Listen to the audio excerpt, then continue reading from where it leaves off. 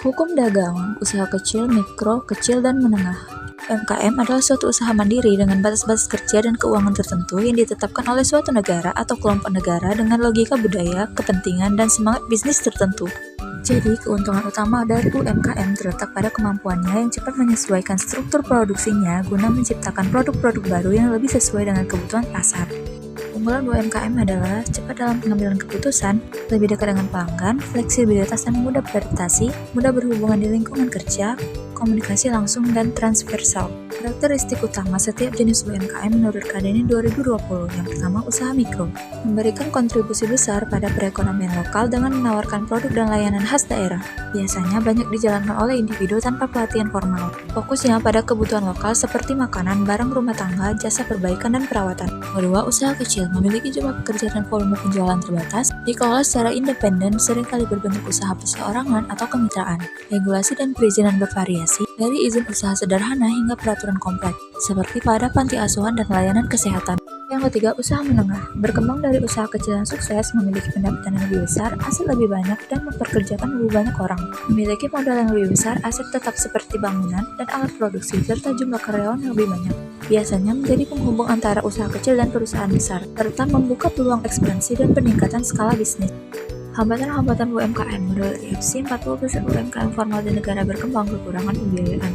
Nilainya mencapai 5,2 triliun dolar per tahun, artinya masih banyak UMKM yang belum bisa mendapatkan pinjaman atau modal yang dibutuhkan. Contohnya Asia Timur dan Pasifik 46%, Amerika Latin dan Karibia 23%, Eropa dan Asia Tenggara 15%. Terdapat permasalahan utama yang terkait dengan operasional UMKM menurut Salim et al. 2022 antara lain sebagai berikut. Pertama, kesenjangan digital. Yang kedua, sulit mengakses pembiayaan karena birokrasi dan ukuran usaha. Yang ketiga, keterbatasan modal dan peralatan. Yang keempat, sistem penjaminan yang tidak berjalan. Yang kelima, informalitas.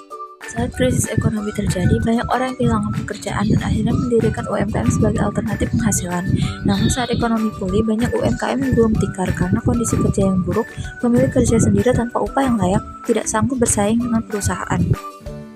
Penyebab utama kegagalan UMKM: kurangnya akses ke pasar keuangan, produk sulit masuk ke pasar, karyawan kurang terampil, pemilik tidak memiliki kemampuan manajerial, tidak tahu cara mengatur dan mengelola usaha, tidak punya alat dan teknologi terbaru.